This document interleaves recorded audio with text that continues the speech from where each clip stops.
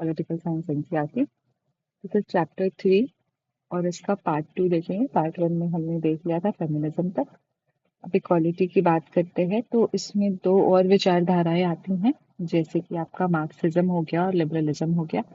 ये भी दो इम्पॉर्टेंट पॉलिटिकल आइडियोलॉजी है हमारे समय की। और मार्क्सिज्म जो है वो बेसिकली जो है विचारधारा है मार्क्स का। Okay, Marx was an important 19th century thinker जिन्होंने आर्ग्यू किया था कि जो रूट काउज है बेसिकली इनइक्वालिटी का, वो प्राइवेट ओनरशिप है। Private ownership in the sense कि इम्पोर्टेंट प्राइवेट ओनरशिप लाइक कि कोई भी ऐसे इकोनॉमिक इम्पोर्टेंट इकोनॉमिक रिसोर्सेज हैं, जैसे कि लैंड हो गया, ऑयल हो गया, फॉरेस्ट हो गया, या कोई भी ऐसी चीज है, ठीक है, जिसको हम प्रॉपर्टी के नाम पे एक्यूमुलेट कर सकते हैं। वैसे इकोनॉमिक रिसोर्सेज पे खुद का निजी संपत्ति के तौर पे अधिकार होना, वो इन इक्वालिटी को जन्म देता है। That is the main root cause of inequality according to marks.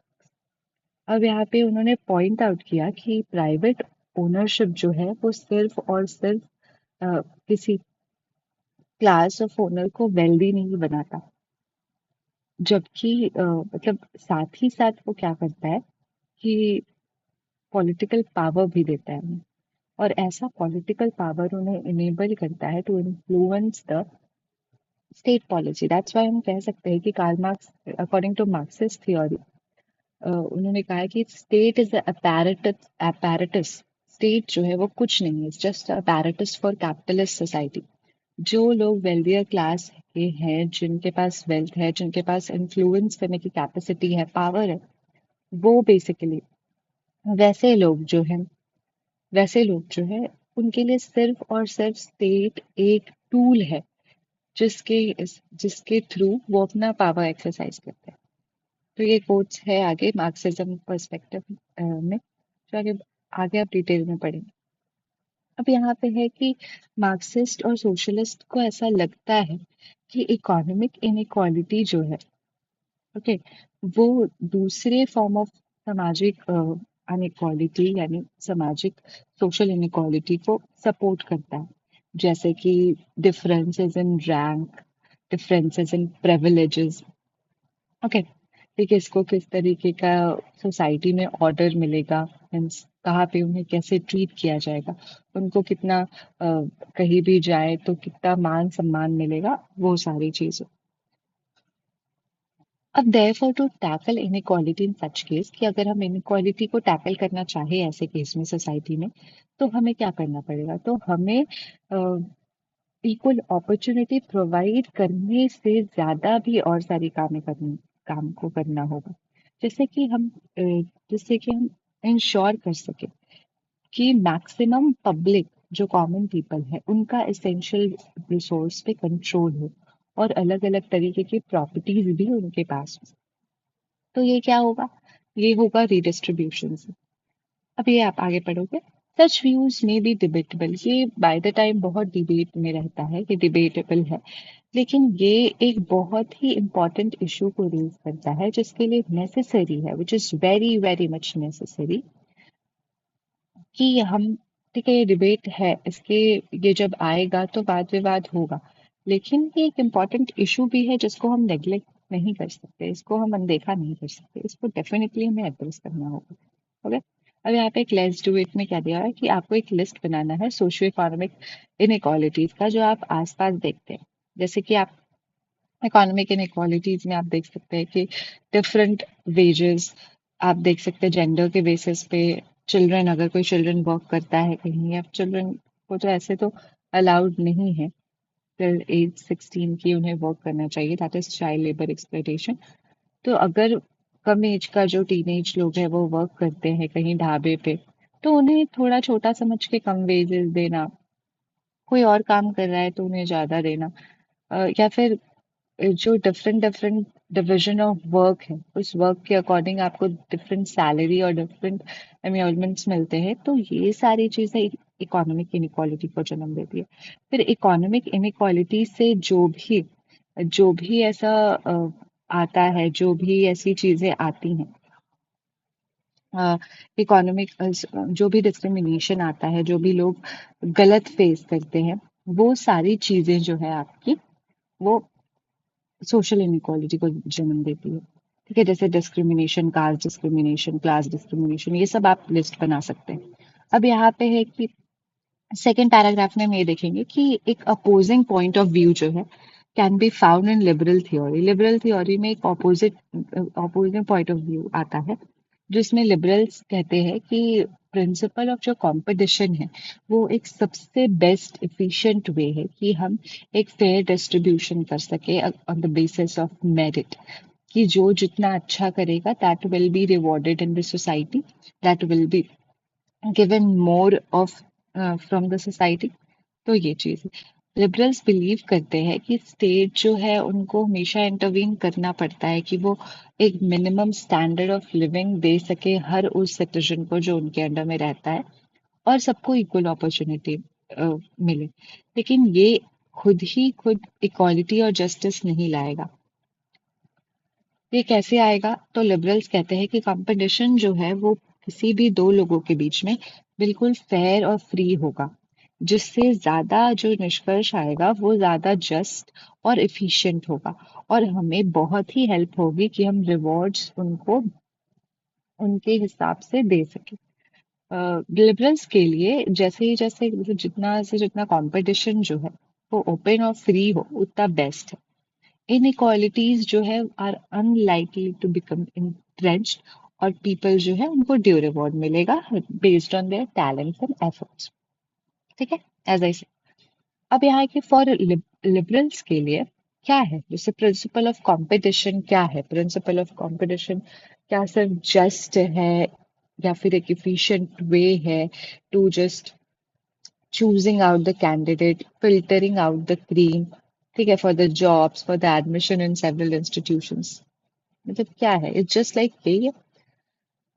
For instance अगर कंट्री में हम देखते हैं कि बहुत सारे स्टूडेंट जो हैं जिनको प्रोफेशनल कोर्सेज में एडमिशन लेना है, जैसे कि they want to become engineer, they want to become doctor, वो टू बिकम लॉयर, तो ये सारे प्रोफेशनल कोर्सेज में एडमिशन लेने के लिए जो एग्जाम्स कंडक्ट करवाए जाते हैं, that is very very competitive in nature. ठीक है, और उसमें जो है आपका टैलेंट और effort, talent means to how you can do your hard work, how you can do your smart work, और इस तरीके से एफर्ट्स कि आप कितना समय देते हो उसको प्रिपेयर करने में, उस कॉम्पिटिशन के लिए। So that only matters. और जो जितना ज्यादा मेहनत और जितना अच्छा स्मार्ट वर्क करेगा उस समय उस पेपर में, he or she will be definitely rewarded। तो टाइम टू टाइम जो गवर्नमेंट है या फिर कोर्ट्स है, वो एजुकेशनल इंस्टीट्यूशन के या एंट्रेंस टेस्ट के मामले में मतलब स्टेप इन करते रहती थी। इस वजह से करती थी क्योंकि वो चेक करती थी कि ऐसे सारे इंस्टीट्यूशंस जो हैं जो ये फेयर कंपटीशन ले रहे हैं कि नहीं, इसमें सबको राइट मिल रहा है कि नहीं। जैसे कि अब ये सारी चीजों में इंश्योर होता है अफर्मेटिव एक्शन का, जैसे रिजर्वेशन दिया जाता है, बिकॉज सबका जो सोशल पोजीशनिंग है वो सेम नहीं है, सबको सेम सबका सेम सोशो इकोनॉमिक कंडीशन नहीं है। तो इसलिए गवर्नमेंट को स्टेप अप करना पड़ता है, इंटरवीन करना पड़ता है, सो दैट कि ऐसे जो भी एंट्रेंस टेस्ट है इनमें सबको इक्वल और फेयर चांस मिले compete करने का। ठीक है, और इसीलिए वो रिजर्वेशन जैसी पॉलिसी अफर्मेटिव एक्शंस के तहत लाते हैं। अफर्मेटिव एक्शंस एक ऐसी एक्शंस होती है, एक ऐसा प्लान होता है, एक ऐसा वे या एक्शन होता है जिससे हम अंडर प्रिविलेज, डिसएडवांटेज जो भी सेक्शन ऑफ सोसाइटी हैं उनको मेन स्ट्रीम में लाने के लिए उनकी मदद करते हैं। ओके, सो ये जो है आपका 103rd अमेंडमेंट, जो जैसे कि हम कह सकते हैं EWS, 10% reservation in the under privilege category, belonging from the general category.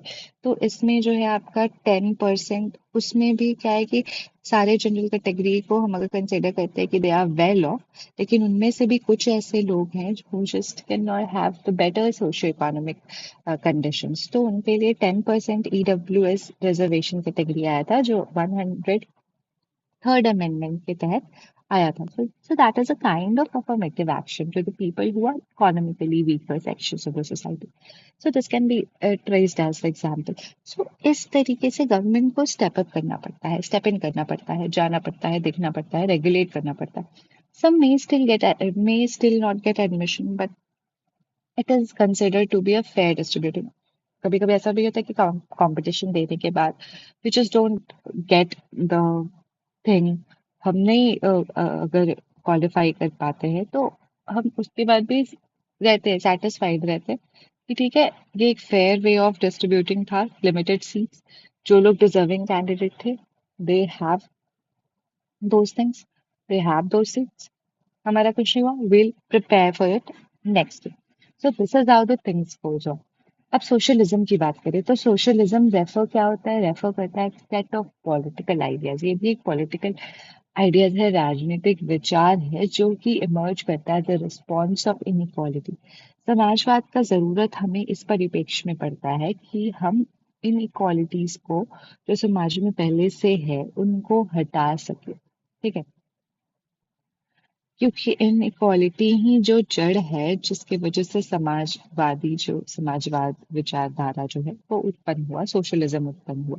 ठीक है, response to inequalities present in and reproduced by the industrial capitalist economy.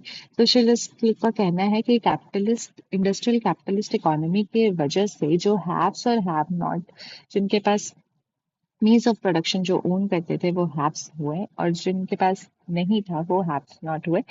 तो ये जो दो कैटेगरी है जिनके पास प्रोडक्शन का मीन्स है, जो काम करवाते हैं और जो काम करते हैं, तो इसकी वजह से दोनों में जो डिफरेंस हुआ, ये जो है 1% जो है वो सारा वेल्थ रखेंगे और इनके पास जो है वो वेल्थ इतना ज्यादा नहीं होगा, ये इनको वेजेस में पे होगा.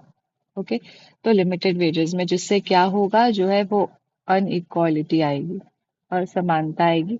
और इस तरीके से इंडस्ट्रियल कैपिटलिस्ट इकोनॉमी में जो भी इनइक्वालिटीज आई उसके वजह से सोशलिज्म का जन्म हुआ. अब यह the main concern of socialism ये है कि जो किस तरीके से एग्जिस्टिंग इनइक्वालिटी को कम करे और डिस्ट्रीब्यूट करे रिसोर्स को इक्वली, जस्टिफाइबल, जस्टिसली, जस्टली. अब यह है कि all the advocate of socialism जो है वो मतलब जो सोशलिज्म के समर्थक हैं वो ये इंटायरली नहीं कहते कि मार्केट को बंद कर दो या समथिंग लाइक दैट, या फिर कुछ ऐसे गवर्नमेंट रेगुलेशन को वो फेवर करते हैं, या फिर प्लानिंग एंड कंट्रोल ओवर चाहते हैं कि उनका हो एजुकेशन सिस्टम. लाइक उनका ऐसा है कि मानना कि लाइक वो नहीं चाहते हैं कि वो मार्केट को ऐसे बंद करवा दे या मार्केट सिस्टम नहीं रखे, इंडस्ट्रियल कैपिटलिस्ट इकोनॉमी नहीं रखे, लेकिन कुछ ऐसी चीज में वो चाहते हैं कि उनका से हो, उनको उस एरिया में इंटरवीन कर दिया जाए सो दैट कि जैसे कि एजुकेशन सिस्टम, हेल्थ सिस्टम में सोशलिज्म प्रिंसिपल पे काम होना चाहिए सो दैट कि सबको जो है वो रिसोर्सेज जो बहुत इसेंशियल है किसी भी कंट्री को रूट से डेवलप बनाने में, that is very peculiar, that is education और हेल्थ केयर. तो इसमें जो है वो सोशलिज्म प्रिंसिपल अप्लाई हो, ये वो चाहते हैं. इंडिया में बात करते हैं, जो imminent social thinker Ram Manohar Lohia जो हुए हमारे, उन्होंने इनइक्वालिटीज के 5 तरीके को आइडेंटिफाई किया. इनमें से जो है जो इनका जो जेंडर इनइक्वालिटी पे बात था, that is inequality between main and women. ठीक है, आपका इस जेंडर था. फिर आपका स्किन कलर पे था, दैट इज रेशियल डिस्क्रिमिनेशन था. फिर आपका कास्ट पे था, कास्ट बेस्ड इनइक्वालिटी. फिर आपका कह लो कि कॉलोनियल रूल का था, दैट इज कह सकते हैं इम्पेरियलिज्म एंड ऑल. ठीक है, फिर उसके बाद आपका जो है एक हो गया आपका इकोनॉमिक इनइक्वालिटी. ठीक है, तो ये जो पांचों आइडेंटिफाई किए गए इनइक्वालिटी, ये लोहिया के द्वारा आइडेंटिफाई किए गए। अब ये है आपका कि और ये आज के टाइम में भी अ, बहुत सही है। पर लोहिया के टाइम में ये कॉमन था सोशलिस्ट के लिए आर्ग्यू करना कि क्लास इक्वालिटी भी जो है वो इन्हीं सब इनइक्वालिटी का एक फॉर्म है और इसके लिए स्ट्रगल करना बहुत ज़रूरी है। दूसरे इनइक्वालिटीज़ मैटर नहीं करते हैं और उनको ऐसा लगता है कि अगर ये 5 मेन इनइक्वालिटीज़ जो है वो ख़त्म हो जाएंगी तो बाकी की इनइक्वालिटीज़ जो है समाज की वो भी हट जाएगी। ओके, लोहिया ने आर्ग्यू किया कि सारे इनइक्वालिटीज़ के एक इंडिपेंडेंट ट्रूथ होते हैं और सबको हमें अलग-अलग लड़ना होता है और सब को एक साथ ही लड़ना होता है, साइमल्टेनियसली सेम टाइम पे ही लड़ना होता है। ओके, इस तरीके से। अब यहाँ की उन्होंने रिवॉल्यूशन एक सिंगुलर तरीके से स्पीक अप नहीं किया। उनके लिए जो रिवॉल्यूशन था, मतलब उनके लिए जो स्ट्रगल था, वो इन पांचों, caste based, economy based, gender based, skin colour based, colonial rule based, इन पांचों का एक साथ स्ट्रगल, इन पांचों के लिए एक साथ स्ट्रगल करना उनके लिए था। वो मल्टीपल रिवॉल्यूशंस एक साथ लेके चलते थे। उन्होंने दो और रिवॉल्यूशन को ऐड किया by the time later on, that is for civil liberty. ठीक है, just encroachment on private life, कि जैसे कि सिविल लिबर्टी हो, सिविलियंस को अपना कुछ अधिकार हो। इट्स नॉट लाइक कि government can always intervene into the personal things or the private things or the personal decision of any of the individual or the citizen, ऐसा बिल्कुल भी। अब यहाँ पे कि रिवॉल्यूशन फॉर नॉन वायलेंस, कि आप वायलेंस भी नहीं करना है आपको। अब यहाँ पे है कि for the reinitiation of weapons in the favour of satyagraha, satyagraha के फेवर में वेपन्स को त्यागना होगा। तो ये कुछ सारे जो है रिवॉल्यूशंस जो है उनके लिस्ट में ऐड हुआ। ओके, अब यहाँ पे कि टोटल मिला के इनका जो है रिवॉल्यूशन जो है वो क्या हुआ, वो हुआ आपका एक तो सत्याग्रह वाला रिवॉल्यूशन और कि वेपन छोड़ो और सत्य के लिए लड़ाई करो, और एक और कौन सा ऐड हुआ, सिविल लिबर्टी के लिए और नॉन वायलेंस के लिए। आप कह सकते हो नॉन वायलेंस के लिए कि आप जबरदस्ती सिविलियंस को हर्ट नहीं कर सकते हैं, उनका जो मन होगा they can also express their will. तो सिविल लिबर्टीज को भी उन्होंने against the unjust encroachment on the private life. Okay, तो ये सारी चीजें ऐड हुई, तो इनका जो पूरा जो है वो पहले से 5 था और फिर ये दो ऐड होके आपका 7 रिवॉल्यूशन हो गया, जिनको सप्त क्रांति कहते हैं। तो इनको सप्त क्रांति का जो मेन प्रोमिनेंट आइडिया था, तो सप्त क्रांति के लिए भी इनको जाना जाता है। अब अनलाइक सोशलिस्ट जो है, समाजवादी लोगों से हटके लिबरल्स जो है वो पॉलिटिकल, सोशल, इकोनॉमिकल इनइक्वालिटीज को जो है एक साथ लिंक करना नेसेसरी नहीं समझते थे। उनका बस ये था कि दे मेंटेन दैट की इनइक्वालिटी जो ये सारे स्फेयर में, हम सबको कनेक्ट करके हम नहीं चाहते हैं कि that I should that prove I have to prove something, ये लिबरल्स का कहना था। तो उनको उनका क्या था कि इनइक्वालिटीज जो है सारी अलग अलग है, ये तीनों इनइक्वालिटीज अलग अलग है और तीनों को सेपरेटली और एप्रोप्रिएटली सही तरीके से टैकल करना है। बस इसमें जो है डेमोक्रेसी, डेमोक्रेसी जो है हमारा टूल बनेगा। डेमोक्रेसी जो है हमें हेल्प करेगा क्योंकि ये सबसे पहले हमें पॉलिटिकल इक्वालिटी देता है, जो कि बहुत बहुत नेसेसरी है कुछ ऐसे डिफरेंट स्ट्रैटेजीज को डिवाइस करने के लिए, ऐसे डिफरेंट स्ट्रैटेजीज को लाने के लिए, देने के लिए। क्योंकि if we'll have our political equality, then we are able to express our things in the form of election, voting. We are free will in expressing ourselves as member of parliaments, member of legislative assemblies. तो इस तरीके से we can express ourselves. And whenever we express ourselves, we have different strategies. Give, we'll show up certain strategies to deal with what social differences, economic inequalities. तो हमें insights मिलते जाएंगे। तो liberal के लिए पॉलिटिकल इक्वालिटी जो है वो प्रोमिनेंट है, और वो चाहते हैं कि हम उनसे जो है बाकी के दो चीजों के भी ये भी स्ट्रैटेजी बना के उसको अचीव कर सकते हैं। प्रॉब्लम लिबरल का ये है कि not inequality as such, उनके लिए इन इक्वालिटी प्रॉब्लम नहीं है, पर उनके लिए अनजस्ट और इंट्रेंच्ड इनइक्वालिटी जो है, जो बहुत पहले से चली आ रही है, जो कि इंडिविजुअल के डेवलपमेंट में हैम्पर करती है, वो उनके लिए प्रॉब्लम है। ओके, अब है कि हम इक्वालिटी कैसे प्रमोट कर सकते हैं। इक्वालिटी को हम प्रमोट कर सकते हैं जैसे कि we have already notice some of the basic difference among the socialist क्या कहते हैं, लिबरल्स क्या कहते हैं, और हम ये भी देख लिया कि हमारा डिजायरेबल वे क्या होना चाहिए for achieving the aim of equality. तो अब while the relative merits और the limitation of the each of these points जिसमें डिबेट कर रहा है पूरा दुनिया, we'll still need to consider कि कौन सा प्रिंसिपल या पॉलिसी हमको कंसिडर करना पड़ेगा for just pursuing the equality। Okay, specifically हमको ये कंसिडर करना पड़ेगा कि इफ अगर हम अफर्मेटिव एक्शन यूज करते हैं, कुछ ऐसी चीजें यूज करते हैं जो जस्टिफाई कर देगा ये पर्पस और इक्वालिटी ला देगा, तो विल डेफिनेटली यूज दैट। अब ये इशू जो है वो बहुत सारा कंट्रोवर्सी रेज कर रहा है रिसेंट ईयर में, जिस इशू को हम लोग आगे के सेक्शंस में पढ़ेंगे। एस्टैब्लिशिंग फॉर्मल इक्वालिटी क्या है? तो पहला स्टेप टुवर्ड्स जो इक्वालिटी होता है वो होता है कि फॉर्मल इक्वालिटी की उस फॉर्मल इक्वालिटी में ऑब्वियसली हम सबसे पहले उस इंस्टीट्यूशन उस सिस्टम ऑफ इनइक्वालिटी को खत्म करेंगे, ध्वस्त करेंगे, जो इन इक्वालिटीज असमानता पैदा करता है समाज में। सोशल, इकोनॉमिक, पॉलिटिकल इनइक्वालिटी सारे वर्ल्ड में जो है वो प्रोटेक्ट किया जाता है different customs, conventions, rituals, legal system, ये सारी चीजों से।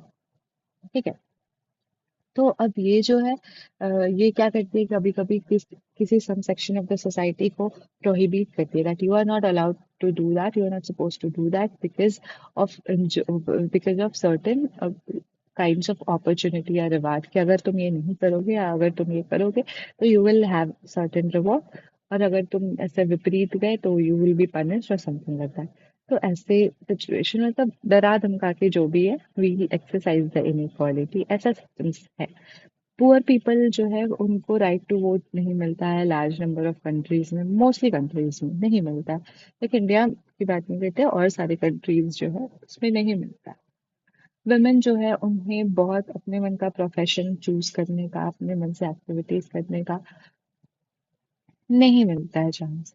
कास्ट सिस्टम इंडिया की अगर बात कर ले तो वो प्रिवेंट करता है पीपल ऑफ लोअर कास्ट को कि वो सिर्फ मैनुअल वर्क करे और कुछ वर्क नहीं करे। ठीक है, but now the time it has been changed in day to day life, it's nothing like that, but most of the scenario we are talking here generally। Okay, so generally lower caste are pushed to work not in anything except for manual labor. They can do the manual labor. So in many countries only people from some families जो है वो कुछ elite बनेंगे या high position या high ranks लेंगे।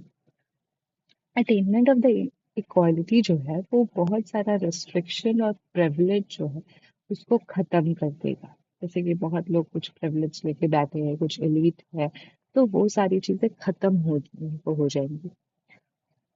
Since बहुत ऐसा सिस्टम है जहाँ पे like have the sanction of law, equality require करता है कि गवर्नमेंट और जो लॉ ऑफ द लैंड है उसको प्रोटेक्ट करना चाहिए, ऐसे शुड स्टॉप प्रोटेक्टिंग कि ठीक है कास्ट और सॉरी कन्वेंशन और रिचुअल के बेसिस पे आप कोई जस्टिफाई नहीं दे सकते हैं सोसाइटी में जो इनइक्वालिटी प्रैक्टिस हो रहा है। कॉन्स्टिट्यूशन ऐसा बनना ही चाहिए जो इन सब चीज़ों को स्टॉप करे, ठीक है, जिससे इनइक्वालिटी एक्सरसाइज होता है। और ऐसा ही हमारा कॉन्स्टिट्यूशन बनाया गया है और ये ऐसा ही करता है। कॉन्स्टिट्यूशन प्रोहिबिट करता है discrimination on the discrimination on the ground of religion, race, caste, sex और place of birth। ये जो है आपका वो आर्टिकल 15 की बात हो गई, ठीक है आपकी। अब यहाँ पे है कि हमारा कॉन्स्टिट्यूशन जो है वो अबॉलिश करता है द प्रैक्टिस ऑफ अनटचेबिलिटी, ये आपका आर्टिकल 17 का बात हो गया, ठीक है 17। Most of the modern constitution या डेमोक्रेटिक गवर्नमेंट में फॉर्मली एक्सेप्टेड प्रिंसिपल है इक्वालिटी का। और इनकॉर्पोरेट भी करता है कि वो आइडेंटिकल ट्रीटमेंट सबको देता है बिना किसी भी discrimination on the basis of caste, race, religion, gender. है ऐसा खुद इंडिया में ही। अब देखिए सेकंड पार्ट जो है वो तो फर्स्ट स्टेप हो गया। अब सेकंड ये है कि इक्वालिटी डिफरेंशियल ट्रीटमेंट से कैसे इंश्योर किया जा सकता है। ठीक है। तो हाउएवर जैसा कि हमने पहले नोट किया कि फॉर्मल इक्वालिटी और इक्वालिटी बिफोर द लॉ बहुत नेसेसरी है, पर ये सब सफिशिएंट नहीं है कि प्रिंसिपल ऑफ इक्वालिटी सच में स्टैब्लिश हो जाए किसी कंट्री में। समटाइम बहुत ज़रूरी होता है कि हम treat equal people equally and unequal people unequally, like proportionally treat करना है हमें। ओके, ताकि सबको सबका ड्यू मिले, ये एरिस्टोटल का ने कहा था। ओके, तो अब है कि आप समटाइम्स जो है ज़रूरी होता है कि हम अलग अलग पीपल को अलग अलग तरीके से ट्रीट करें सो दैट कि उनको इक्वल राइट वो एक्सरसाइज कर पाए। कुछ डिफरेंस जो है वो पीपल जो अपने अकाउंट में लेते हैं for this purpose, for instance कि डिसेबल पीपल का जस्टिफाई है अगर हम उसके लिए स्पेशल रैंप बना दें कि वो चढ़े कोई भी पब्लिक प्लेसेस में। ठीक है, सो दैट उनको भी इक्वल चांसेस मिले, कहीं भी वो ऐसे सीढ़ी की वजह से ऐसा ना हो कि खुद को कम समझे या रोक ले कि नहीं यहाँ तो सीढ़ी में नहीं जा सकता। उनके लिए भी हमें ऐसे कुछ रैंप वगैरह की व्यवस्था करनी चाहिए। ठीक है। अब यहाँ पे है कि वुमेन जो है अगर कॉल सेंटर में काम करती है तो वो रात को काम करती है, तो उसको रात को अगर काम है तो उसको ज़रूरी है कि हम स्पेशल प्रोटेक्शन दें, उनको सेफली अपने घर से सेंटर की आने जाने की सुविधा दें, सो दैट कि उनका जो इक्वल जो है राइट टू वर्क वो प्रोटेक्ट कर सके हम लोगों को।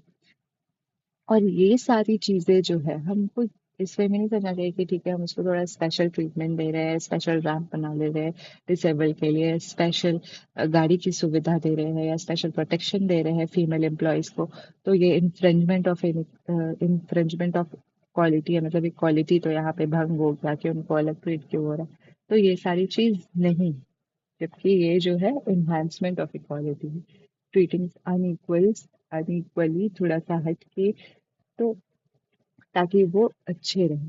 ठीक है, तो वो इक्वालिटी का एनहांसमेंट है। अब ये देखो, ये यहाँ पे एक जो है फिगर है, इसमें क्या बोल रहा है कि to ensure a fair section selection you all get same test you must climb this tree। अब ये देखो कितना अनजस्टिफाइबल है ना, कि अब यहाँ पे जो है सबको बोल रहा है कि आपको ये कहीं सेलेक्ट होना है तो आपको सबको है ना ट्री पे चढ़ के दिखाना पड़ेगा। अब मछली क्या ट्री पे चढ़ेगी? ये फ्रॉग कूद के चढ़ भी गया, ये बर्ड ये तो चढ़ जाए। हाथी, कैन यू इमेजिन, ये चढ़ सकता है? नहीं। मंकी, इसका तो काम ही है चढ़ना।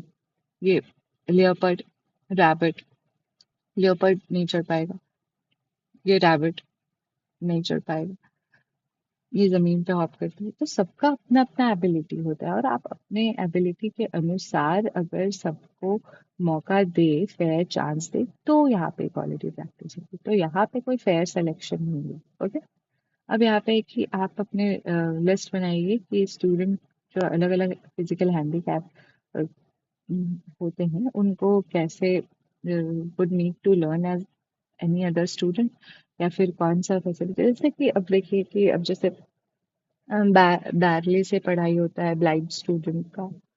अब हैंडीकैप जो पैर से है उनके लिए स्पेशल रैंप होते हैं स्कूल्स या बिल्डिंग पब्लिक बिल्डिंग में।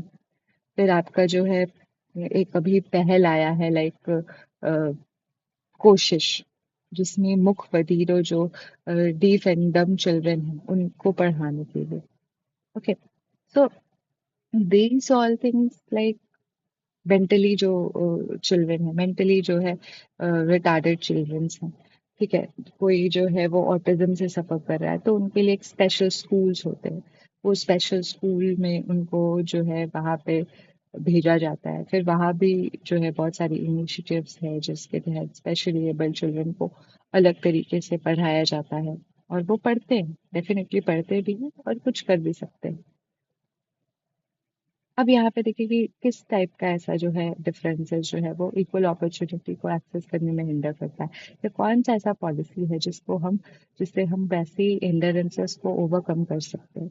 तो ये जो है that are being discussed in almost all society today. ये अब कुछ ऐसी कंट्री है जो पॉलिसी ऑफ अफर्मेटिव एक्शंस जो है वो यूज करती है कि जो इनइक्वालिटी को वो हटा दे और इक्वालिटी को ऑफ अपॉर्चुनिटी इन्हांस करे। हमारे कंट्री में हम रिलाई करते हैं द पॉलिसी ऑफ रिजर्वेशन, जैसा हमने बोला था कि रिजर्वेशन जो है वो एजुकेशन इंस्टीट्यूशन में, पब्लिक एम्प्लॉयमेंट में है।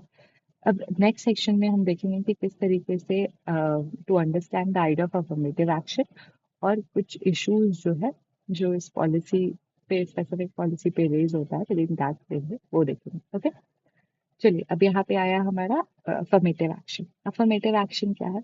तो affirmative action is based on that idea कि जिसमें it is not sufficient to establish only formal equality by law, कि हम ऐसा ऐसा इंस्टीट्यूशन जो प्रैक्टिस करवाता है इनइक्वालिटी उसको हटा दिए, ऐसे कर दिए वैसे कर दिए और सारा कुछ सही हो गया।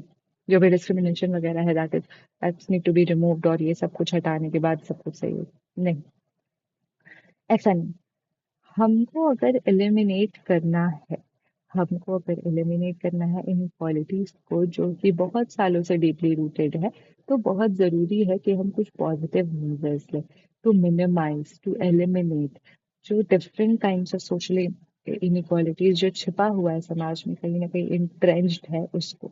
बहुत सारी ऐसी पॉलिसीज जो होती है अफर्मेटिव एक्शन की, वो डिजाइन ही होती है कि वो करेक्ट कर सके जो भी पास्ट से इनइक्वालिटीज चली आई हैं उनको करेक्ट करने एक पहल होता है। फॉर्मेटिव एक्शन जो है वो बहुत अलग अलग फॉर्म्स में होता है, from preferential spending on the facility for disadvantage, जैसे कि हमने अभी बोला ना कि जैसे पिछले में हमने देखा पिछले पेज में कि हम रैंप्स बनवा देते हैं, स्पेंड करते हैं on the facility for the disadvantage disable people के लिए। ओके, हम जैसे कि यहाँ पे देखिए सच एज स्कॉलरशिप या हॉस्टल देते हैं, special consideration for the admission of educational institution या जॉब जो अंडर प्रिविलेज है, ठीक है, जो क्या कहते हैं सोशली बैकवर्ड क्लासेस हैं उनके लिए ऐसा हॉस्टल देते हैं, स्कॉलरशिप देते हैं। ओके, सो हमारे कंट्री में हमने पॉलिसीज अडॉप्ट किए हैं ऑफ द कोटाज और reserve seat in the education as well as in the jobs, public employment, ताकि हम इक्वल जो है अपॉर्चुनिटी दे सके टू डिप्राइव्ड ग्रुप। और ये जो है बहुत this subject has been considerable debates, बहुत लोगों को प्रॉब्लम हुई है, बहुत लोग इससे डिसअग्री भी करते हैं, ठीक है, कि नहीं ऐसे कैसे दे सकते हो आप एंड ऑल, लेकिन they don't know at what they have been and there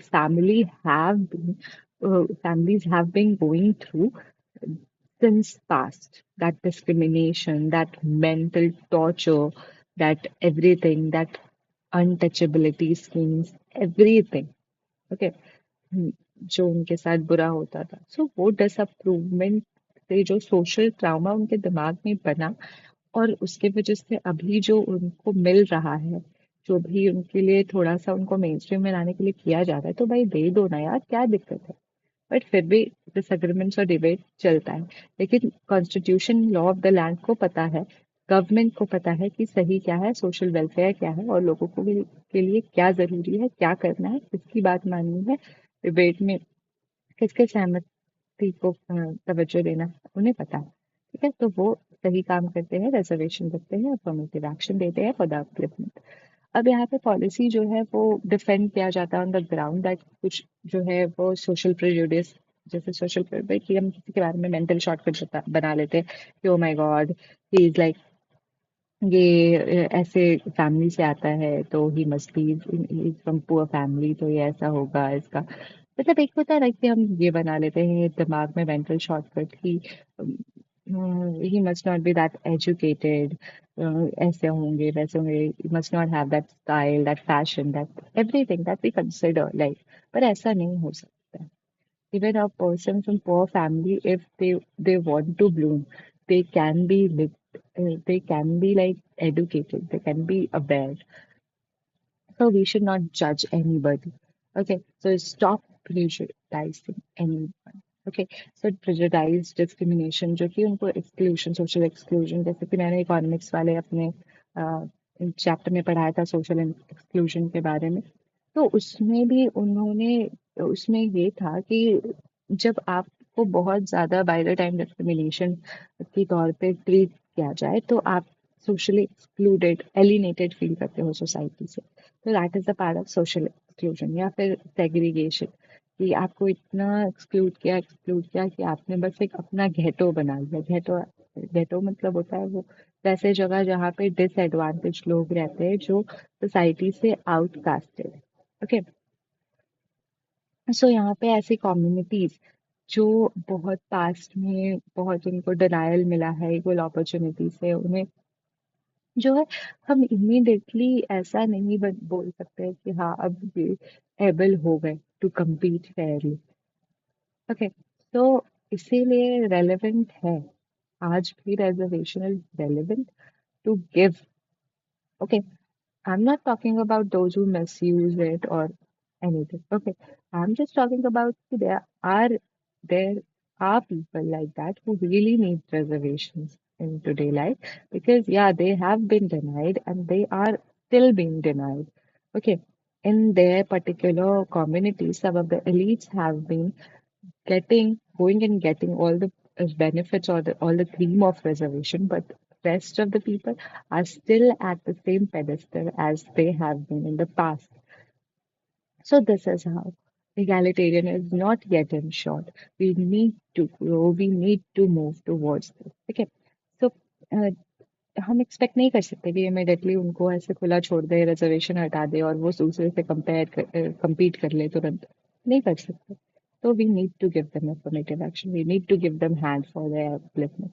Therefore, अगर in the interest of creating एक egalitarian society अगर हम बनाते हैं तो ये जो है वो एक जस्ट सोसाइटी होगा। यहाँ पे हमें स्पेशल प्रोटेक्शन और हेल्प देना होगा लोगों को। स्पेशल असिस्टेंस हम दे सकते हैं अफर्मेटिव एक्शन के तौर पे जो कि एक टेम्पररी हो सकता है टाइम बाउंड मैनर में भी हो सकता है कि हाँ अब ज़रूरत है अब ज़रूरत नहीं है। तब ये जम्पशन जो है एक स्पेशल कंसिडरेशन इनेबल करता है कि ये कम्युनिटीज जो है डिसएडवांसमेंट को जब जब ओवरकम कर लेगी जब वो ओवरकम कर लेगी तो ये इक्वल टर्म्स पे दूसरे के साथ compete कर सकती है। ऑल्दो पॉलिसीज जो अफर्मेटिव एक्शन का है वो जो है are supported are supported for making the society more equal. Okay, ये पॉलिसीज जो है वो सोसाइटी को ज्यादा इगैलिटेरियन बनाने के लिए ही है। ठीक है, लेकिन बहुत सारे थ्योरीज जो है इसके अगेंस्ट आर्गुमेंट रखते हैं। क्वेश्चन ये आता है कि क्या पीपल को डिफरेंटली ट्रीट करना जो है वो क्या एक बड़ा इक्वालिटी लाएगा। तो ऐसा क्वेश्चन है। अब क्रिटिक्स जो है जो पॉजिटिव डिस्क्रिमिनेशन के क्रिटिक है जो अफर्मेटिव एक्शन के क्रिटिक है। पॉजिटिव डिस्क्रिमिनेशन मतलब डिस्क्रिमिनेशन फॉर अ गुड। ठीक है, किसी को स्पेशल ट्रीटमेंट देना फॉर प्रोटेक्टिंग देम। ठीक है, तो that is a part of positive discrimination for good. तो अब यहाँ पे ये पॉजिटिव डिस्क्रिमिनेशन के जो क्रिटिक है आलोचक हैं वो ये कहते हैं कि पर्टिकुलर पॉलिसीज जो है रिजर्वेशन का कभी कभी क्या होता है कि does invoke principle of equality to argue against such policy.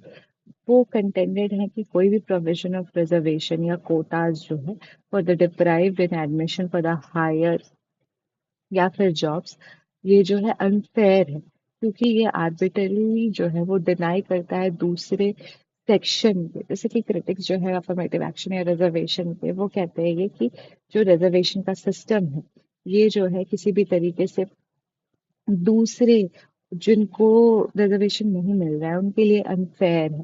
ठीक है, उनके राइट टू इक्वल ट्रीटमेंट के अगेंस्ट है। वो ये कहते हैं कि रिजर्वेशन जो है एक रिजर्व डिस्क्रिमिनेशन का फॉर्म है जो कि कंटिन्यू विद देयर प्रैक्टिस और प्रिंसिपल और क्वेश्चन करता है कि क्वेश्चन मार्क ला देता है इक्वालिटी की क्या सही में इक्वालिटी है समाज में। और फिर उसके बाद ये क्वेश्चन होने के बाद ये क्रिटिक्स रिजर्वेशन के पॉलिसी को रिजेक्ट कर देते हैं। अब यहाँ है कि इक्वालिटी रिकॉर्ड क्या करता है कि सारे पर्सन को जो है वो main principle main essence of the equality ऐसा तर्क ये क्रिटिक्स देते हैं कि मेन जो एसेंस क्या है कि सारे पर्सन को इक्वल ट्रीट करना है। लेकिन हम क्या करते हैं कि हम डिस्टिंक्शन क्रिएट कर देते हैं on the basis of cast colour या फिर हम रेशियल प्रेजुडिस जो भी करते हैं। For these theories the important thing ये है कि सोशल डिस्टिंक्शन हटाइए। ठीक है, कास्ट कलर रेशियल प्रेजुडिस हटाइए। ठीक है, लेकिन रिजर्वेशन भी जो है वो अब नहीं होना चाहिए। मतलब वो ऐसा सोशल पॉइंट का बात करते हैं। ठीक है, ऐसे क्रिटिक्स को जो पॉजिटिव डिस्क्रिमिनेशन के क्रिटिक्स है वो ये बोलते हैं कि ठीक है, कास्ट रेशियल डिस्क्रिमिनेशन, कास्ट जो भी सोशल स्टिग्मा से बना है उन सबको हटा दीजिए। ओके, लेकिन साथ में जो है इक्वालिटी का जो एसेंस है उसको भंग मत करिए किसी को रिजर्वेशन दे। ठीक है, तो इस तरीके का इनका आर्ग्यूमेंट है। अभी इस कॉन्टेक्स्ट में ये इस डिबेट में क्या है कि अब यहाँ पे देखिए, लेट्स डिबेट में आपको दिया कि पॉलिसी ऑफ अफर्मेटिव एक्शन यानी reservation for schedule caste and schedule tribes को एक्सटेंड करना चाहिए for the admission of private educational institution या फिर नहीं करना चाहिए। तो इट्स अ डिबेटेबल चॉइस। ठीक है, बट जैसा कि मैंने कहा था, जो आर्ग्यूमेंट यहाँ पे आपको मिला है, स्पेशल असिस्टेंस टाइम बाउंड है समय, जब उनको ऐसा लगे कि सोशियो इकोनॉमिक डेवलपमेंट हो गया है, उन्होंने वहां तक अचीव कर लिया, तो मे बी जो है कुछ ऐसे एक्शंस आएंगे जिसमें वो रिमूव किया जाएगा। या फिर कुछ ऐसा होगा कि शेड्यूल कास्ट और शेड्यूल ट्राइब्स में कुछ ऐसे लोग जो है जिन्होंने अच्छा सोशियो इकोनॉमिक बैकग्राउंड अचीव कर लिया है, जस्ट लाइक एज ओबीसी में जो हुआ, क्रीमी और नॉन क्रीमी लेयर का कॉन्सेप्ट वैसा आएगा। पर क्रीमी लेयर और नॉन क्रीमी लेयर का भी जो आया था, वो भी बिल जो है वो विथ होल्ड कर दिया गया। तो इस तरीके से बहुत ही डिबेट है। कुछ कम्युनिटीज जो है वो कुछ चाहते हैं, कुछ कम्युनिटीज कुछ चाहते हैं, और पॉइंट्स जो है वो सबका अपना अपना ट्रुथ है, बिकॉज ट्रुथ इज कॉन्टेक्चुअल। आप ये पढ़ोगे हाँ, पोस्ट पॉजिटिविज्म में, क्योंकि ट्रुथ्स जो है वो सबके अपने अपने होते हैं, जिनको जो ट्रुथ से फायदा होता है they live with that. Okay, तो लेट इज तो इस तरीके की बात है। अब यहाँ पे है कि in the context of debate बहुत रेलेवेंट है कि हम इक्वालिटी का distinction as a guiding principle of the state policy करें, या फिर equal right of the individual करें कि ये स्टेट की पॉलिसी के अधीन है या फिर एक इंडिविजुअल के लिए जरूरी है। इंडिविजुअल का right to equal consideration for admission educational institution public sector employment, ठीक है, लेकिन कंपटीशन जो है वो फेयर होना चाहिए। समटाइम्स जब हम कंपटीशन करते हैं for a limited part of seats, ठीक है, या फिर जॉब, तो डिप्राइव स्ट्रैटा के जो लोग होते हैं वो डिसएडवांटेज रह जाते हैं, क्योंकि उनके पास प्रिपरेशन करने के लिए वो पर्टिकुलर सोशियो इकोनॉमिक बैकग्राउंड नहीं होता है to compete efficiently, because as जो पर्सन एफिशिएंट रहेंगे they can have more access to the better education coaching systems और better books, better, so that they can have better job opportunity, more probable chance. But जो under privilege होते हैं उनको शुरू से ही कुछ फिनेंशियल असिस्टेंस का मदद होता है जो कि गवर्नमेंट को करना चाहिए। ठीक है, so this allowance needed to be provided. और आजकल जो है कुछ ऐसे एस्पिरेंट हैं, बहुत सारे फेलोशिप निकल रहा है, सिविल सर्विस एस्पिरेंट जो है वो कुछ अमाउंट ऑफ मनी जो सरकार से है वो अवील कर सकते हैं, okay, as their allowance to prepare for as an aspiring civil servant। So इस तरीके से है बहुत सारी चीजें। अब यहाँ पे कि सर्कमस्टांसेस जो है या फिर नीड जो है फर्स्ट जनरेशन का, जहाँ पे पेरेंट्स या एंसेस्टर जो है वो इलिटरेट है, बहुत डिफरेंट, या फिर बॉर्न इनटू, वही कह रही हूँ कि जैसे जिसके फैमिली में लिटरेट पेरेंट्स है, इलिटरेट पेरेंट्स है, और जिसके फैमिली में एडुकेटेड पेरेंट्स है, बहुत डिफरेंस है दोनों के अपब्रिंगिंग में, दोनों के सोशियो इकोनॉमिक कंडीशन में, और दोनों के वे ऑफ कम्पीटिंग में। Okay, members of excluded group जैसे कि वो दलित हैं या वुमेन है या फिर कोई भी अदर बैकवर्ड कैटेगरीज है, उनको कुछ सेल्फ हेल्प जरूर चाहिए, और ऐसे चीजों के लिए स्टेट को आगे आना चाहिए, सोशल पॉलिसीज लाना चाहिए कि उस लोगों के लिए कुछ फाइनेंशियल असिस्टेंस भी आ सके, उनको फेयर चांस मिल सके कि वो कम्पीट कर सके। Subsidize books materials free of cost उनको अवील कराना चाहिए, सो दैट कि अगर कोई पुअर भी है लेकिन उसका ब्रेन अच्छा है तो he can come in to the mainstream. Okay, अब यहाँ पे कि फैक्ट ये है कि अगर इस स्फेयर ऑफ एजुकेशन में देखें या हेल्थ केयर इंडिया में देखें, तो has done far less for its deprive population. Deprive population के लिए बहुत ज़्यादा काम नहीं किया है। इन इक्वालिटीज जो है स्कूल एजुकेशन में आर ग्लेरिंग। बहुत सारे पुअर चिल्ड्रन जो है रूरल या अर्बन स्लम्स में उनका लिटिल चांस है, वो स्कूल ड्रॉप आउट भी कर देते हैं बाय द टाइम। अगर वो चांस मिलता है उन्हें, तो स्कूल जो है वो बहुत कम उनको ऑफर करता है फैसिलिटीज वगैरह जो एक एलीट और अच्छे स्कूल में होता है। इनइक्वालिटी की बात करते हैं तो चिल्ड्रन जब स्कूल में एंटर करता है तो वो कंटिन्यू उसका जो चांसेस जो होता है, मतलब inequalities with which children enter tend to continue, और इस वजह से उनका जो चांसेस होता है कि अपने क्वालिफिकेशन को इम्प्रूव कर सके, अच्छा जॉब ले सके वो क्योंकि जो नॉर्मल लोग रहते हैं वो लेस एलीट स्कूल में पढ़ते हैं तो उन्होंने कम पार्ट ऑफ इंफॉर्मेशन रिसीव की है, कम नॉलेज गेन किया है।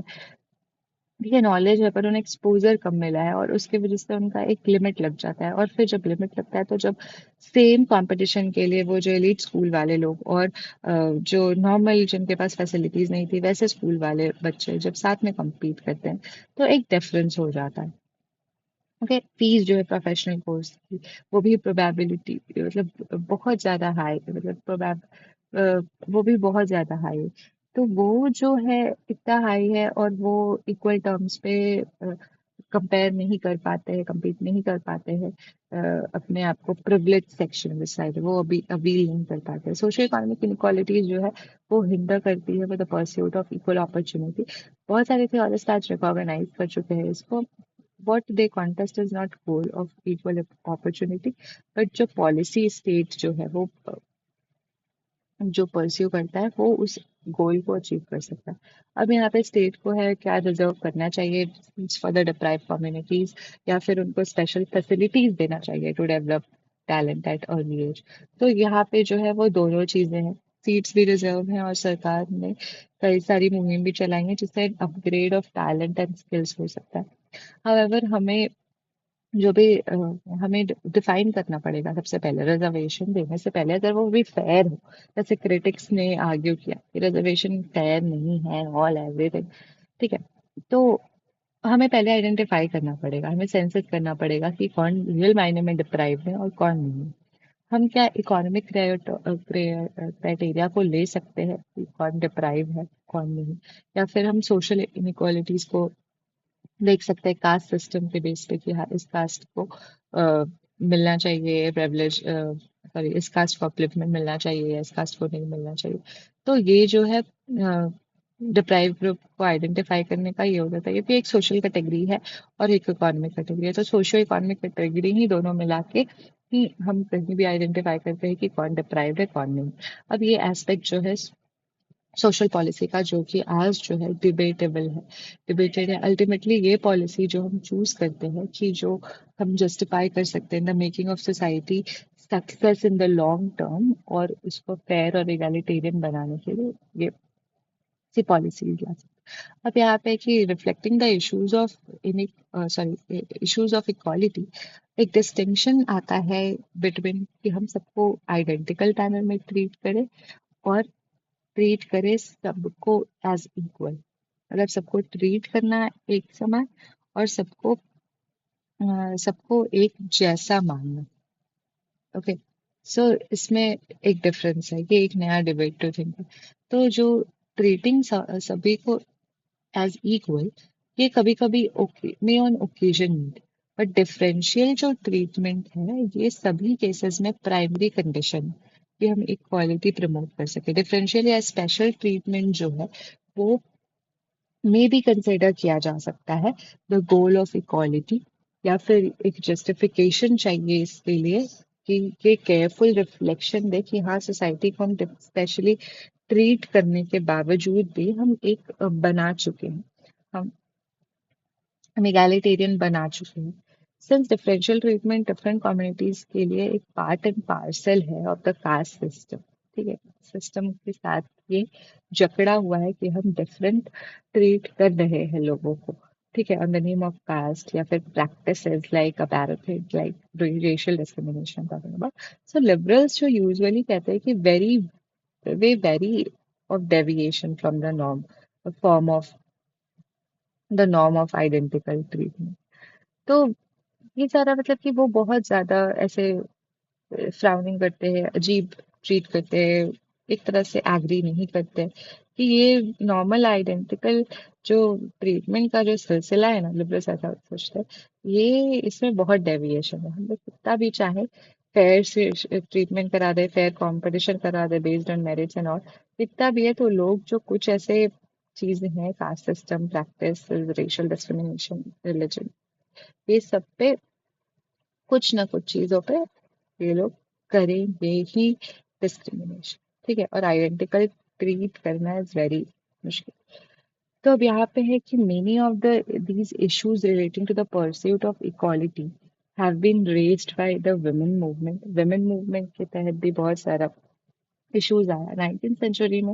वुमेन ने अपने इक्वल राइट्स के बारे में स्ट्रगल किया, उन्होंने डिमांड किया राइट टू वोट चाहिए, पॉलिटिकल राइट जो है, राइट टू रिसीव डिग्री चाहिए जो उनका एजुकेशनल राइट हो गया, ठीक है, यूनिवर्सिटीज में कॉलेज में दाखिला, राइट टू वर्क चाहिए, ठीक है, कि वो भी अपने मेल काउंटर के पार्ट्स की तरह काम कर सके। हाउएवर वो एंटर कर गई जॉब मार्केट में, और वहाँ पे उन्हें रियलाइज हुआ कि बीइंग अ वुमेन उनको एक स्पेशल फैसिलिटीज का ज़रूरत है in order to exercise all these basic rights. For instance उनको कुछ ऐसा प्रोविजंस चाहिए ऑफ मैटरनिटी लीव या फिर crèches in work place, so that कि वो मोर प्रोडक्टिवली काम कर सके, इक्वली काम कर सके, डिफरेंशियल ट्रीटमेंट के साथ ही एक अपना इक्वल राइट एक्सरसाइज कर सके। अब उनको ऐसा कोई without special consideration of this kind they could not serious compete for the jobs and enjoy the professional life and personal life. So उनको चाहिए ऐसा different treatment, in other words sometimes to be treating differently if they also want to enjoy the same right as men. As we deliberated on this issue in the whole chapter and examine whether the treatment is warranted या फिर इनका एक particular case है, तो हमें continuously अपने आप से पूछना चाहिए कि क्या डिफरेंशियल ट्रीटमेंट जो है वो इसेंशियल है टू इंश्योर कि सेट ऑफ द पीपल जो है वो इंजॉय कर सके same rights as the rest of the society. तो हाँ, जरूरी है। ओके, काउश मैंने पहले ही बोला कि treating equally and unequal, equals equally and unequally unequally, तो ये है, यही पार्ट जो है वो कन्वे करता है पूरा चैप्टर कि differential treatment is necessary, caution must however be exercised that differential treatment does not yield the new structure of dominance। हाँ, लेकिन साथ में ये भी है कि डिफरेंशियल ट्रीटमेंट देना है, लेकिन डिफरेंशियल ट्रीटमेंट के साथ वी हैव टू बी काउशियस कि ये डिफरेंशियल ट्रीटमेंट कोई नया डोमिनेंट ग्रुप, कोई नया टाइप ऑफ डोमिनेंस, कोई नया टाइप ऑफ खराब डोमिनेंस ऑपरेशंस ये सारा इमर्ज ना कर दे।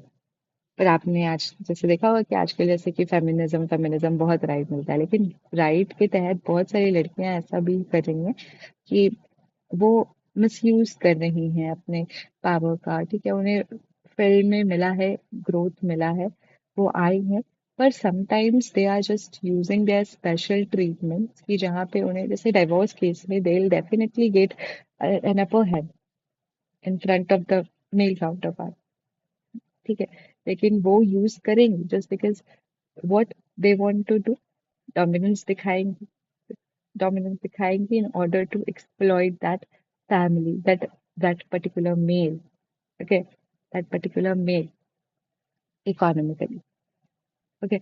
तो ये चीज आया, पर ऐसा नहीं है कि I am talking about being a woman, I am talking ill about other women, no, not everyone is like that. Exploitation is in your mind, dominance is in your mind, it is a choice that whether you choose these things or whether you don't, okay। It's not about men and women. It's not about upper or lower. If you wish, if you made such sentiments of dominating or exploiting someone, you will definitely do. Be it you are any gender, you are any caste, anything you will do. But being a good human, taking your fraternity, your brotherhood, taking your humanity above all of this, becoming in order to become a good person, you will never do this. We'll always think that why differential treatment is necessary, why differential treatment is essential for all of the societies in order to make it egalitarian। differential treatment को आप ऐसे rejoice करना सीखो कि ये अच्छा है, सही मार्गदर्शन में लेके जाएगा। Don't use it as a weapon. Don't use it as a tool for dominating others. Because everything that is being introduced in a society is being introduced for the smoothness and smooth running of the society, not just anything. Okay. So you need to ensure this special privilege, and differential treatment is intended and justified only as a means of promoting a just and egalitarian society। So this is how we have completed our chapter। यहाँ पे एक let's think दिया है जिसमें हम situation देखेंगे कि special treatment यहाँ पे जस्टिफाइड है कि वर्किंग वुमेन जो है वो मैटरनिटी लीव मिलता है उन्हें, तो हाँ ये सही है, जस्टिफाइड है। एक स्कूल जो है वो मनी स्पेंड करता है स्पेशल इक्विपमेंट दो विजुअली चैलेंज स्टूडेंट के लिए, ये जस्टिफाइड है। गीता जो है वो ब्रिलियंटली बास्केटबॉल खेलती है, सो दैट उसका स्कूल जो है एक बास्केटबॉल कोर्ट उसके लिए बना दे, so that she can develop her skill. नहीं, ये नहीं है, ये नहीं है, क्योंकि जो गीता है वो बस एक लड़की है, तो एक लड़की के लिए आप जो बहुत ज्यादा स्पेशल ट्रीटमेंट कर दीजिएगा तो यहाँ पे फेवरेटिज्म हो जाएगा, तो that is not the thing. यहाँ पे हो सकता है कि ग्रुप ऑफ गर्ल्स खेलती, वहाँ के जो भी डायरेक्टर या प्रिंसिपल उसको देखते, तो फिर वो एक बास्केटबॉल ग्राउंड बनाते, तो that is good. Jeet parents जो है वो चाहते हैं कि वो टर्बन पहने स्कूल में, और इरफान के पेरेंट्स चाहते हैं कि वो फ्राइडे को प्रे करे, सो दैट स्कूल जो है उसको जीत को so that school should not insist कि जीत को हेलमेट पहनना चाहिए while प्लेइंग द क्रिकेट, और इरफान के टीचर को उसको stay back on the extra classes नहीं बोलेंगे। तो ऐसा नहीं होगा, किसी भी पर्टिकुलर रिलीजियस ग्रुप्स के आधार पे आप स्पेशल ट्रीटमेंट मांग रहे हैं, दैट मीन्स यू आर वहाँ पे आपका जो है डिफरेंशियल ट्रीटमेंट का मिसयूज हो रहा है। ठीक है, आपको जो पढ़ाई करनी है that is necessary for upliftment, ये सब सारी चीजें ना सोशल चीजों को सोसाइटी को अच्छा बनाने में दिया गया है। It's not for your personal interest, it's not for your own groupism. ठीक है, सो ये भी गलत है। तो यहाँ पे दो में जस्टिफाइड है सिचुएशन, और ये दो केसेस में नहीं जस्टिफाइड। अब यहाँ पे हम लोग ये इस तरीके से चैप्टर हमारा फिनिश हुआ। अब let's dive into the exercise. तो अब हम एक्सरसाइज देखेंगे। तो एक्सरसाइज में क्वेश्चन नंबर 1, कुछ ऐसे लोग जो है वो आर्ग्यू करते हैं कि इनइक्वालिटी नेचुरल है, और कुछ ऐसे कहते हैं कि मेंटेन करना इस इक्वालिटी को, which is natural, and the inequalities which we notice around us created by society, which do you support? So answer यहाँ पे है कि किसी भी आर्ग्यूमेंट को अगर आप सपोर्ट करिएगा, ठीक है, वो उसका पर्पस सॉल्व करना चाहिए। ठीक है, रिकमेंडेड है कि आप अपने सॉल्यूशन खुद बनाएं। हाउएवर एक सैम्पल सॉल्यूशन मैंने क्रिएट किया है आपके लिए, जिसमें ये है कि इक्वालिटी जो है वो नेचुरल है, और इनइक्वालिटीज जो है वो हमारे लिए सोसाइटी ने बनाई है। पीपल जो है वो नेचुरली इक्वल होते हैं क्योंकि वो कॉमन बंधे हुए ह्यूमैनिटी से, जैसे मैंने पहले भी बताया। इनइक्वालिटी एग्जिस्ट करती है because of the unequal opportunity, और द एक्सप्लॉइटेशन होता है एक से दूसरे ग्रुप। नेचुरल इनइक्वालिटीज जो है वो वैसी होती है जो इमर्ज आउट करती है people as a result of their different capabilities and potential। ठीक, सोशल सर्कमस्टांस और सिचुएशन जो है वो और कंडीशन हेल्प करता है इंडिविजुअल को कि वो अपने आप को ग्रो कर सके, अपने कैपेबिलिटीज बना सके। डिफरेंट स्टेटस और रोल्स जो है वो इसेंशियल है for the smooth running of the society, लेकिन ये स्टेटस और रोल जो है वो सोसाइटी वो डिसाइड नहीं होता है बाय द सोसाइटी जो इनइक्वालिटी को शो करता है। जैसे कि अभी हमने दो एग्जाम्पल में देखा, जीत जो है वो हेलमेट नहीं पहन के जा सकता, और इरफान जो है वो फ्राइडे को एक्स्ट्रा क्लासेस से ऑफ ले सकता है। तो ये सारी चीजें सोसाइटी जो है वो कैटेगराइज करता है people on the basis of race, gender, caste, class, तो ये सारी इनइक्वालिटीज बनाती है। तो सोसाइटी को अपनी जो label certain race, gender, caste, class class treat inferior और सुपीरियर बाय द सोसाइटी जो है वो अपने किसी भी सर्टन जेंडर, कास्ट, क्लास को इनफीरियर ट्रीट करना या सुपीरियर ट्रीट करना बाय क्रिएटिंग स्टीरियोटाइप। तो इस तरीके से we can answer this question. अब यहाँ पे है कि second question. Second question is that this is a view that absolute economic equality is neither possible nor desirable, कि हम absolute economic equality नहीं ला सकते। ठीक है, अब it is argued that कि बहुत सारे society में we can most of society can do is to try, और ये gap reduce कर सकता है between rich and poor, लेकिन absolute तो नहीं कर सकता है। Do you agree? अब यहाँ पे है कि आप एग्री करो जिस भी चीज से, लेकिन यहाँ पे मेरा एक सैम्पल सॉल्यूशन ये है कि एब्सोल्यूट इक्वालिटी नहीं पॉसिबल है। ठीक है, और ना ही एब्सोल्यूट इक्वालिटी डिजायरेबल भी होगा किसी के लिए। मोस्ट ऑफ द सोसाइटी एक ट्राई कर सकता है इस गैप को रिड्यूस करने के लिए कि वो अपने वो सोसाइटी रिड्यूस कर सकता है बेसिकली कि सोसाइटी का डिफरेंट स्टेटस होता है, डिफरेंट रोल होता है, रैंक होता है for its member so that कि it can function smoothly. People achieve करता है अलग अलग rank due to its capability और रिवॉर्ड्स जो उनके जो इक्विवेलेंट होता है to work and responsibilities that are attach to that rank. कि अगर कोई आदमी ऑफिशियल है तो डेफिनेटली उसको ज़्यादा अच्छे से ट्रीट किया जाएगा, कोई जस्ट मैरिज लेबर है तो उसको नॉर्मल ट्रीट किया जाएगा। Therefore, absolute economic equality cannot be possible as inequality in income will remain in the society. Definitely, the gap between rich and poor of the society can be reduced by providing equal opportunity to everyone, regardless of their उनका क्या background है, किस जगह से वो belong करते हैं, क्या ये सब चीज छोड़ने के बाद हम अगर किसी को इक्वल अपॉर्चुनिटी दे कि आओ एक जगह पे फेयर कंपटीशन करो, तो यहाँ पे थोड़ा जो है वो गैप जो है मिट सकता है। अब क्वेश्चन नंबर 3 की बात करें तो मैच ऑफ द फॉलोइंग है। इसमें है कि अफर्मेटिव एक्शन क्या होता है। अफर्मेटिव एक्शन क्या होता है कि हायर रेट ऑफ इंटरेस्ट, इसमें एप्रोप्रिएट, हाँ, high bank offer higher rate of interest to the senior citizen. Okay, तो अफर्मेटिव एक्शन ये हो गया। ठीक है, कि सीनियर सिटीजन जो है एक ऐसा कम्युनिटी है या एक कह सकते हो ग्रुप ऑफ पीपल है जिनको थोड़ा एक एक एक तरीके से डिफरेंट ट्रीटमेंट चाहिए, पॉजिटिव ट्रीटमेंट चाहिए। तो ये हो गया।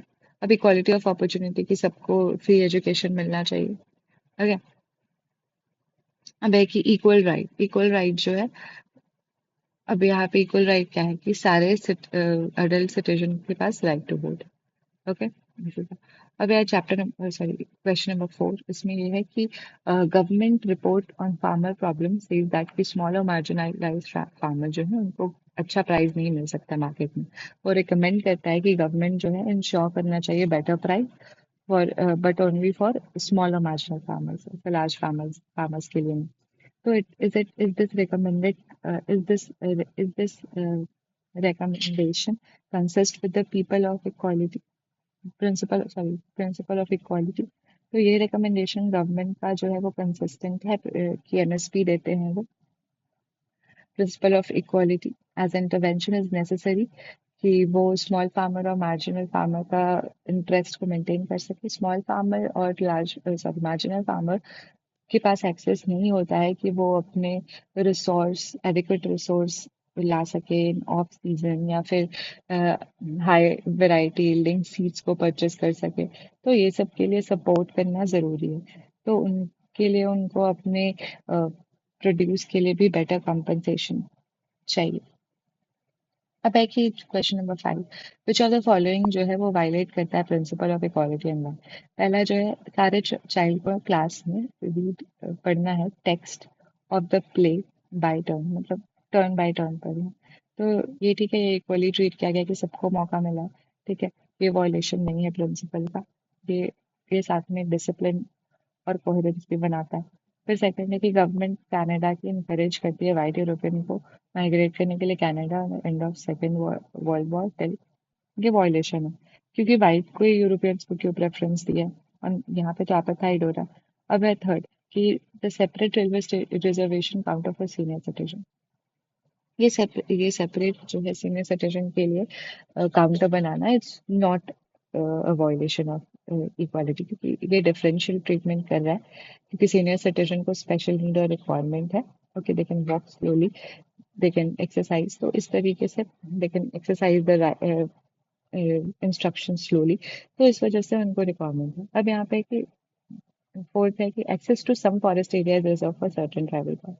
तो ये भी वॉयलेशन नहीं है क्योंकि प्रिंसिपल ऑफ इक्वालिटी के अकॉर्डिंग उनका जो ये अधिकार बनता है उनको अपने लाइवलीहुड को मेंटेन करने के लिए, तो ये लाइवलीहुड और कल्चर बचाता है ट्राइबल कम्युनिटीज का, इसलिए ये वॉयलेशन नहीं है। अब लास्ट क्वेश्चन ये है कि चैप्टर सॉरी क्वेश्चन नंबर 6 जो है आपका, इसमें आर्ग्यूमेंट्स हैं कुछ favour of the right to vote for women. Which of these consistent with the ideas of equality? Give reason. Women are our mothers. We shall not respect our mothers by denying their vote. ये कोई consistent नहीं है idea of equality से। क्योंकि ये कोई principal base नहीं है इक्वालिटी का। और ये जो है आर्ग्यूमेंट जो है वो हमारे इमोशन से आता है। ठीक है। ओके। कि भाई वो हमारी माँ है, तो अगर हम उनको राइट टू वोट दे देंगे तो राइट टू वोट देके हम उनका डिसरिस्पेक्ट नहीं करना चाहते। इट्स टोटली वेग। अब यहाँ पे है कि decision of the government affect women as well as men, therefore they also should have say in choosing rulers। Definitely 50% of the population जो है वो women का भी है, तो उनका भी राइट से होना चाहिए। उनको भी राइट टू चूज अपना डिसीजन मेकर होना चाहिए। Third is that not granting women the right to vote will cause disharmony in family। It's not consistent कि अगर राइट टू वोट नहीं भी मिलेगा तो women को वैसा डिसहार्मनी होगा, ऐसा कुछ नहीं है। लेकिन ये जो है वो पॉलिटिकल राइट की बात है। It's not consistent with the idea of equality, क्योंकि ये जो है वो more disintegration of the family से ज्यादा कंसिडरेशन है, रादर देन कि गिविंग women equal opportunity। मतलब women, okay, to choose their representative. अब यहाँ है कि डी जो है women constitute half of the humanity। Okay, we cannot subjugate them for the long or deny them right to vote। It is consistent idea of equality के साथ ये सहमत है, क्योंकि ये जो रैशनल थिंकिंग पे बेस्ड है। women जो है वो कंसिडर करती है, are consider as equal to the men। और ये कॉम्पोजिशन ऑफ द सोसाइटी में भी हाफ ऑफ द पार्ट है, और देयरफॉर इनको इक्वल इंपॉर्टेंस देना चाहिए to cast their vote and choose their representative. So this is how we come to an end. Thank you. Kindly like, share, and subscribe my channel.